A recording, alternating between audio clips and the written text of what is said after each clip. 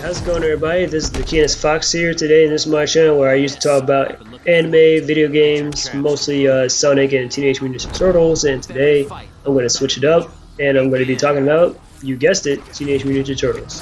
So, I don't know what I titled this because I tend to come up with the titles as I'm uploading the video, but I'm pretty sure it has something to do with the assassination of character of Casey Jones, or the bastardization, whatever. And I'm going to talk about that today in this video. It might be the first video, I might make another, but I'm certainly going to be talking about the current state of Tmnt and all that other stuff somewhere down the line in some of these videos. But right now, I'm talking about just how lately they've been dropping the ball of Casey as a character, who's kind of always been a fan favorite. I mean, he's one of the best characters in the series, one of the most iconic characters in the series. A lot of people know who Casey Jones is from the movies, the cartoons, the just whatever. So I'm going to be playing this a little bit by script, but I'm definitely going to give my commentary on it. So it won't be super long, I hope, but yeah, but it won't be short either. Alright, so here's the introduction. So I just read the IDW of issue number 119, and I have to say, this cements why I think this is the worst run. Sorry. I think this is the worst run on TMNT in the IDW comics by far. Like, I think there is no story in Teenage Mutant Turtles. I mean, you can factor in Next Mutation, you can throw in the Michael Bay Turtles. I think the current run of TMNT, and I know that's a lot on Sophie Campbell, but this is the worst story I've ever read from Teenage Mutant Turtles. Like, I'm being brutally honest. Like, this is my opinion, but that's what I think. And that's because of the poor portrayal of Casey Jones in that comic alone. Like, in issue number 119, I mean, I see the cover, it has Baxter Stockman on it, and I'm like curious to see what they're going to do with him being the new mayor of New York and whatnot. Spoilers, I guess, if you're not caught up. But yeah, I'm curious to see what they're doing with that. But it just seems like he's suddenly interested in these eel mutants and stuff, so I don't know what exactly he's trying to go for there. I mean, he's cultivating clones or something. Even though, I mean, he literally has an army of Mousers and he has Flyboards, which literally hit with the force of a truck, so I don't see how these eels are anything special. I mean, I guess if you wanted to generate energy or electricity or something, maybe, I guess, but they don't have those, they never exhibit those abilities. But anyways, I'm getting off topic. The poor portrayal of Casey Jones.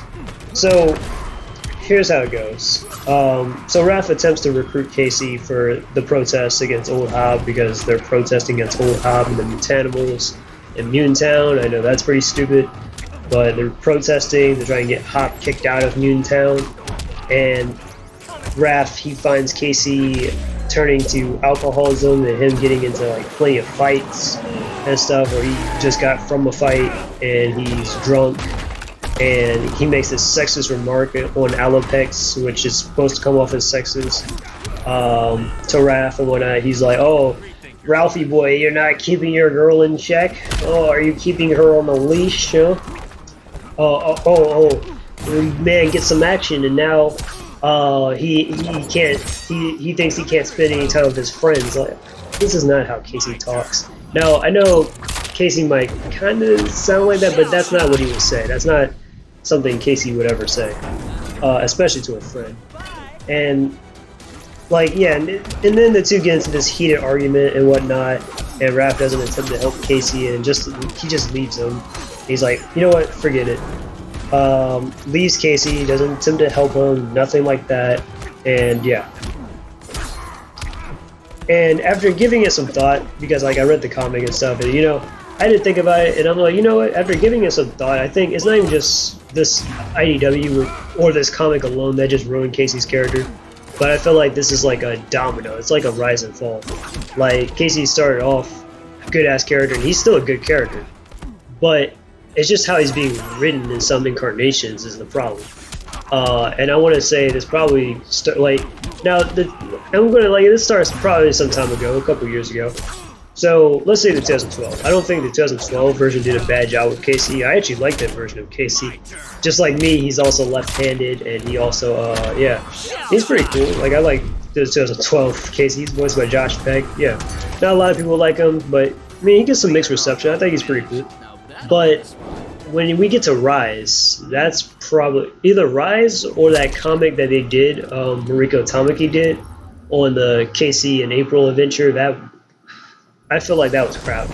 That story was crap. I mean, it's better than what we're getting now, but that story was crap in my opinion. Like, Casey in there was just coming off as like insensitive and whatnot, and he was just all mopey. I'm like, that's not Casey as a character. Casey, he's like an annoying house guest or something. He's not.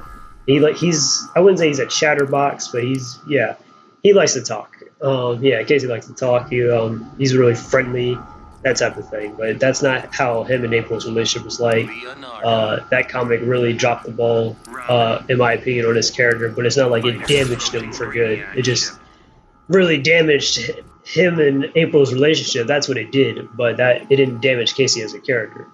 But Rise, as we already know, Rise is all right, but what they did with Casey, that was just criminal.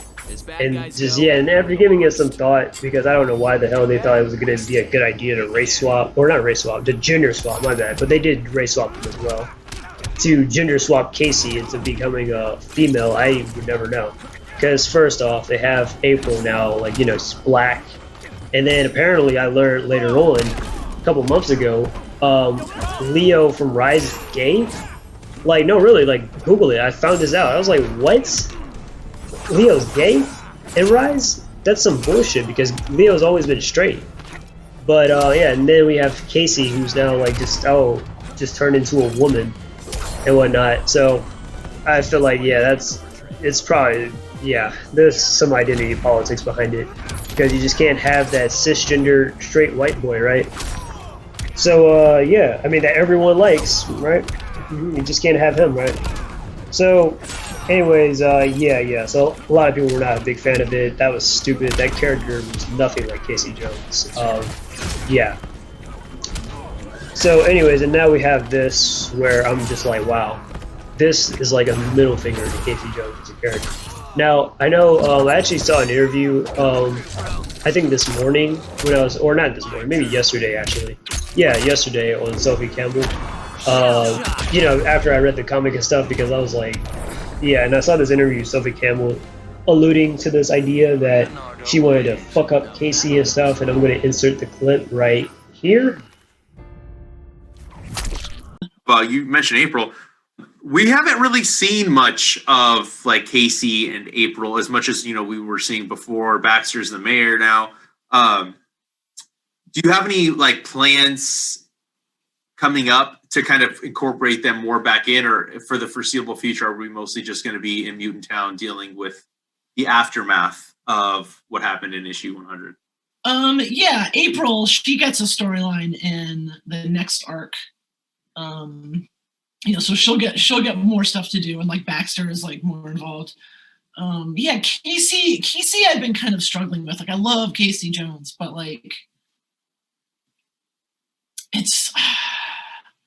it's tough because I feel like I really this is not a knock against what Tom has done or anything, but I really love Mirage Casey. He's one of my favorite characters, and he's just he's kind of fucked up. Yeah. He's kind of gross, but he's still a hunk at the same time. And he's just this kind of aimless dirtbag character. I agree. This lovable psycho dirtbag character. Yeah. And I really love that. And I feel like IDW Casey, he's too much of a good boy. Yeah, he's too together. And I'm just I sit down, I'm just I don't know where to take IDW Casey. He's too much of a nice guy. I want to fuck him up or something. And I don't know if you noticed when Lita is explaining the future in issue 113, I kind of drew grizzled Mirage Casey. I'm gonna go back and look at it. Yeah, so like he's with like the kind of like long like spiky hair. Maybe that's all I need to do. I need to give like IDW Casey like long hair, and then it'll start to come together for me. Yeah, some long nappy hair. Right? Yeah. That would be good. Yeah, that's what Casey Jones needs. Yeah, I gotta get rid of his like good boy image. Yeah, he does. He looks like a pretty boy.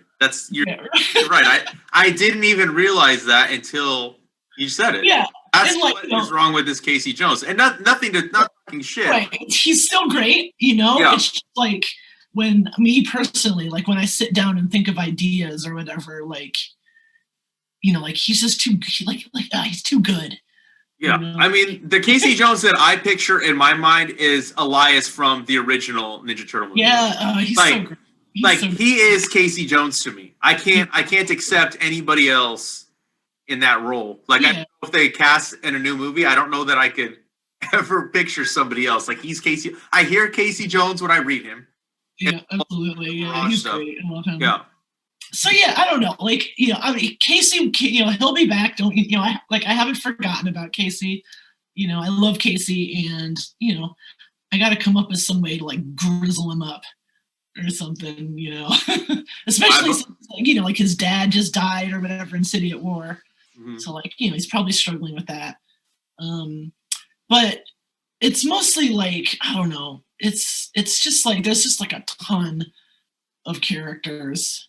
And like when I sit down, it's like the turtles. Like okay, like we have I have to use the turtles obviously, and they're like the kind of like top tier characters, and then there's kind of like a second tier, which is like April, Casey, Angel, like that, those kind of characters, and like kind of the villains, and like if I can't like fit those second tier characters in.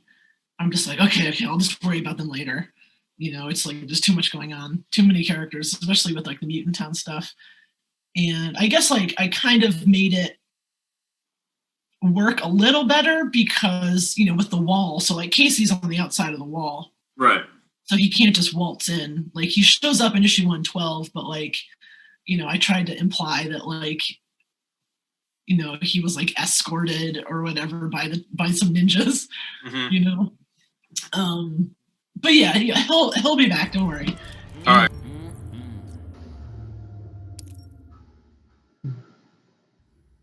But yeah, all right. So why does this piss me off? So let me tell you why this pisses me off, or why I'm upset. It's totally freaking out of character. It's like out of character. Like this is not how Casey would act. This is not like he's this misogynistic drunk, and yeah, I'm like. I mean, if anything, now you have Casey acting more like his dad, his abusive alcoholic dad. Now, let me give the proper context. I'm going to read this out, and then I'm going to just, give my commentary. So, after reading this god-awful comic, I saw this interview on YouTube with Sophie Campbell alluding to this, and not only was it out of nowhere, but it's not how Casey would act, or Raphael for that matter.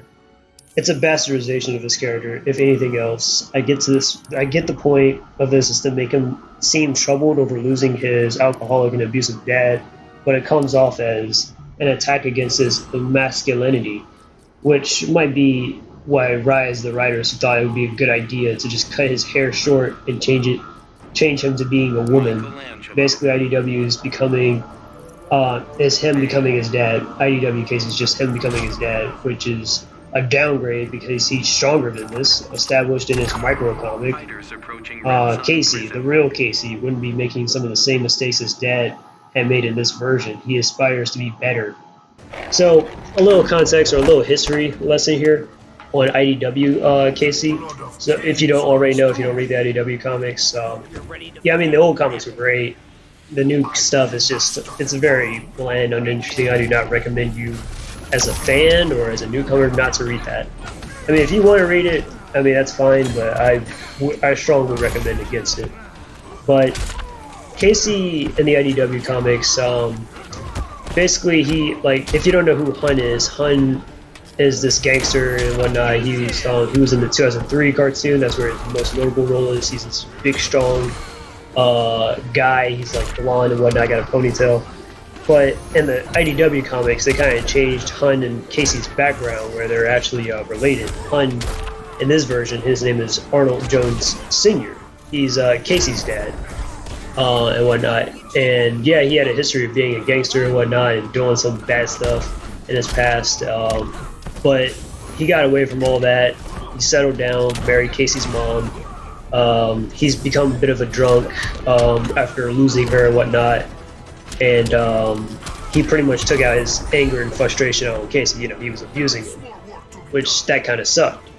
But yeah, that's how him and Raph end up meeting. And then, but Casey likes to, go out as a vigilante and beat up on other thugs. You know, Casey Jones stuff, the outlaw hero.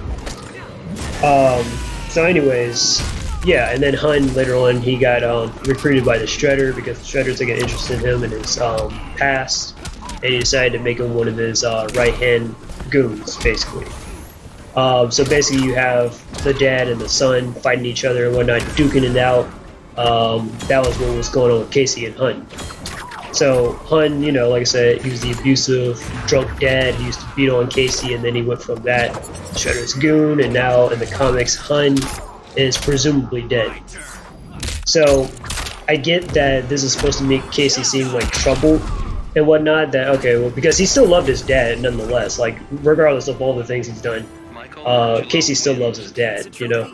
He loves Hun in this version. I mean, obviously he doesn't love him in the other version, but he loves Hun in this version as his dad and whatnot. It's just, I guess, a burden, you know, like, you know, the promise and stuff, because he made a promise to his mom that he will always be there for his dad, but it's kind of hard to keep that promise with his dad doing all this fuck shit.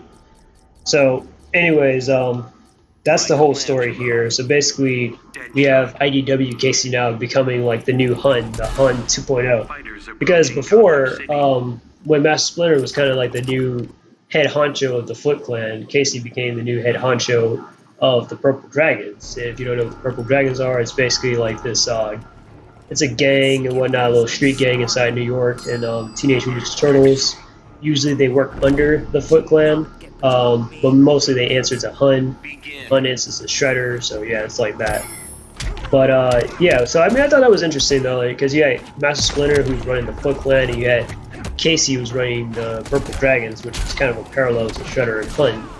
But I'm going a little bit too in depth here. So yeah, so Casey basically run the Purple Dragons at one point. Not to commit crimes or whatever. He was mostly trying to lead them to try and clean up the streets and stuff, because that's Casey's goal. He wants to make the streets safer and whatnot. That's always been his goal in the comics and in the cartoons and stuff. But yeah, just, you know, do something good for his community. And I don't know if whether or not he's still the leader of the Purple Dragons. I can't remember since it's been a while, because this stuff currently on the IDW comics is like so boring and slow. I just can't, and they hardly even utilize Casey in the stories since up until now. So yeah, I don't know what they're doing with him. But anyways, yeah, so now runs the Purple Dragons, and now he's an alcoholic who makes fun of his friends. So now he's basically like Hun 2.0. He's Hun Jr. Is that it? So, anyways, back on topic. So, I think this was just handled poorly. Like, I mean, you can agree or disagree with me, but I just think this was handled poorly. I think a legitimate character arc for Casey was, at least back in the Mirage comics, and in there, Casey was doing, this everyday routine at night. You know, this is a lot more subtle. He encountered these 30 thugs and stuff. They weren't kids, but they were like, you know, like at least maybe 17 or whatnot. They were younger than Casey in the Mirage comics. That's what they were. But they were like, you know, they were gangbangers and stuff. So anyways, they pulled out the knives and they tried to stab and kill Casey and whatnot. And Casey obviously fought back in self-defense and whatnot. And, you know, he's used to this kind of thing. And he actually kills one of the kids by accident and stuff. It has the other two running off. And before you realize it, like, Casey was like, oh my god, did I just kill him? And he wasn't trying to. It was an accident. Totally an accident. But he kills this guy, this kid, and he's really bothered by that. And he gets attacked by another vigilante named Nobody. If you don't know who that is, he's also a cop named Officer Longer. He tries to arrest Casey with the turtles, so they come to Casey's defense and they urge Nobody to let him go, especially Raph, who is like his best friend and whatnot. I mean, despite Casey like, oh, he just murdered somebody, they're like, no, he's our friend, let him go. It was, yeah, like Casey's no murderer. We know him better than that.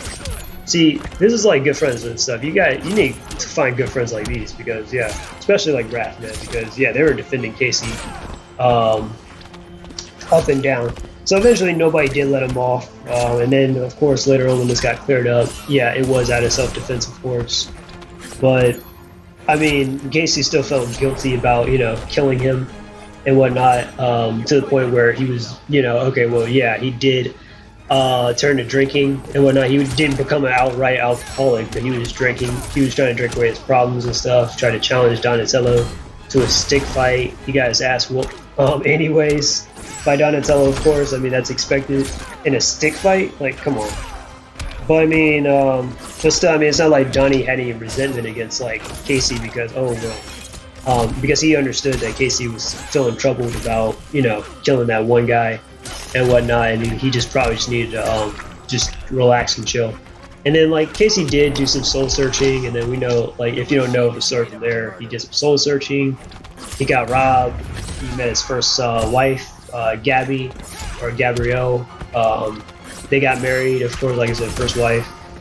She died, and Casey ended up raising her daughter, his stepdaughter, Shadow Jones. So yeah. So I mean, it was a very subtle and it was well written, that story in Mirage. But what this doesn't work. With issue number 119 of IDW, it does not work. This is not Casey. This is like literally a middle finger to his and Raph's relationship, or not the relationship, but their friendship. It's a complete bastardization, perversion, insult, you name it. And I tend to give unsolicited advice, but there are ways they could have conveyed this fall from grace, which again, no one wants to really see like a character like that they like fall like this, especially someone like Casey, like who like I'm like Casey, he's a cool character, like they would love him. Why make the likable character unlikable? There could have been an entire comic dedicated to what he's been up to for like 6 months during his time skip, because that's the thing, like with Sophie Campbell and stuff, because I feel like she kind of has like a lot of good concepts and stuff for stuff, but then it just gets thrown together and then we just get some boring filler of like the sort of training. They open up a dojo, they try to train some of the mutants in there, self-defense, etc., etc. It's just not interesting. Or the battle of the bands, and then gets resolved easily. But I mean, there could have literally just been a whole comic dedicated to this, or they could have just kept showing Casey slyly building up to this, like he's been drinking on the side, and then this whole blowout with Raph, because that would have been a lot more subtle than this just being out of nowhere. Because Casey in the comics, Casey has been kind of not gone, but like ever since like issue number like 100-ish, like issue number like 100 after Master Splinter's death, Casey's kind of just been off like on the side. He's just been like in New York. I don't know what he's been doing, but because mostly they've been focused on Mutant Town. But there was like this one comic where Casey did show up, where he was chilling and trying to help out Raph and the others and stuff. I don't remember what, but they were trying to help him out and stuff. They get into this big fight. Casey makes this insensitive joke, I guess, and that's about it. And then Raph's telling him to shut up. And then now we fast forward to whatever this is about. Casey becoming a drunk. Like, where did this come from? Like, where did this come from? So, if you can't tell, I am annoyed by this. This is not how Casey Jones should be written. And honestly, there could have been like, they really, but I mean, they really could have retold maybe some of his story arcs, like the loss of his parents and stuff, because his mom is dead. They could have explained that a little bit, or explored it, or his dad, how he felt about that. He lost his dad, or hell, maybe I'll give you an easy one. They could have talked about his hockey scholarship that he lost back in the day, because in the earlier comics, when Casey was just being a personal trainer and whatnot, he was going to college and he had this hockey scholarship. And during one encounter with the Shredder ended up stabbing Casey in his stomach. He stabbed him, and that ruined whatever chance he had at either going pro and his hockey scholarship. So I don't know what ever happened to Casey in his college stuff, but maybe he had to drop out. Who knows? But yeah, Casey couldn't. He lost that scholarship, and he couldn't play hockey professionally ever again, which kind of sucked. So you could have probably brought all that stuff up versus just making this come out of nowhere. Or for me personally, what I would have done with Casey's character is I would have made him brutalize some thugs and stuff. Like he would break somebody's legs or some shit, and he's like, "Oh my god, I may have went too far." Maybe Raph might have stopped him, and he was like, "Yo, you gotta chill."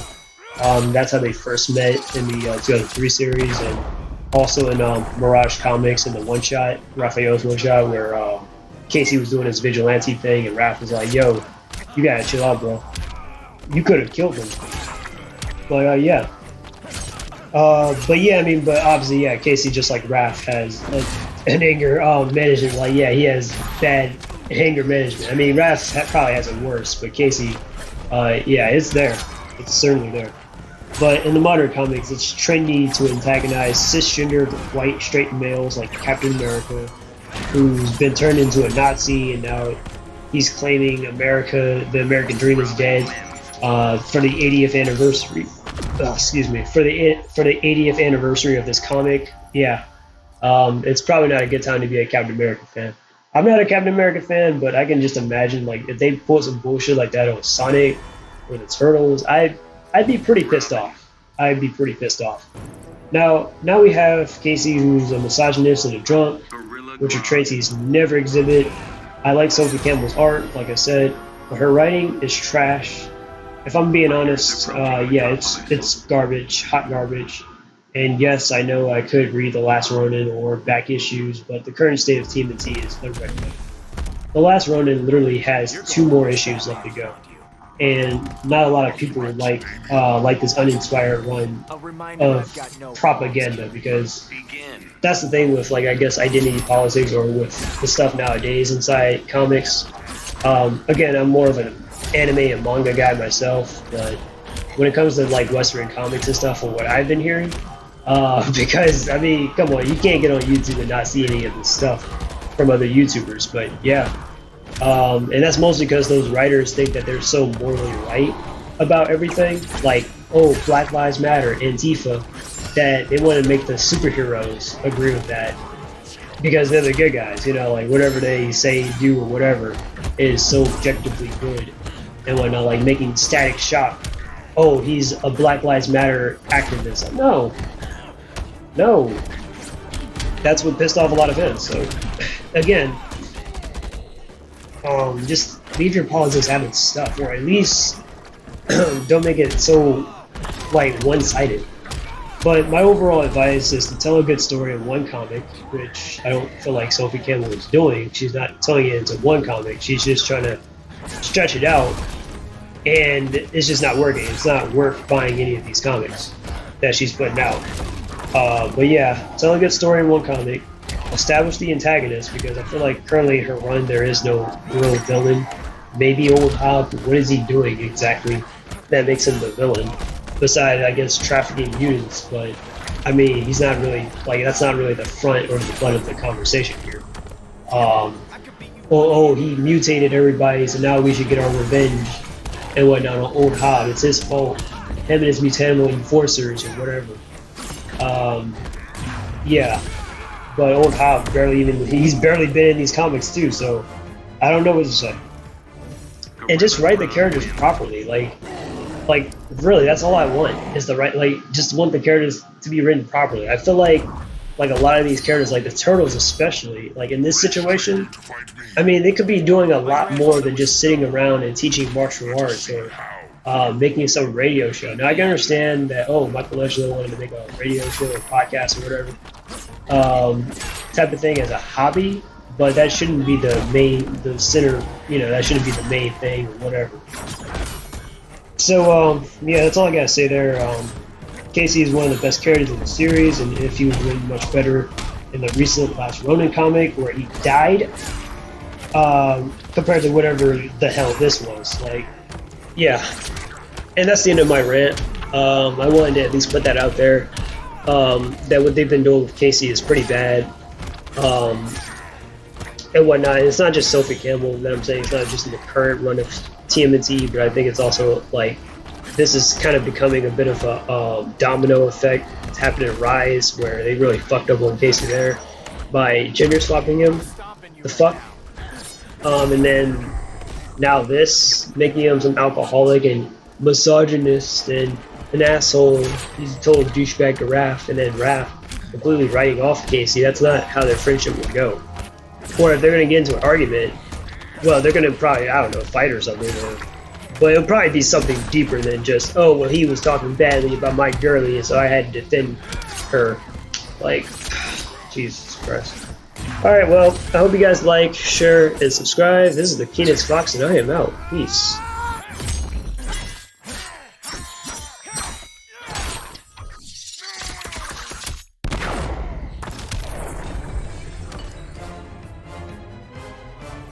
Robin wins.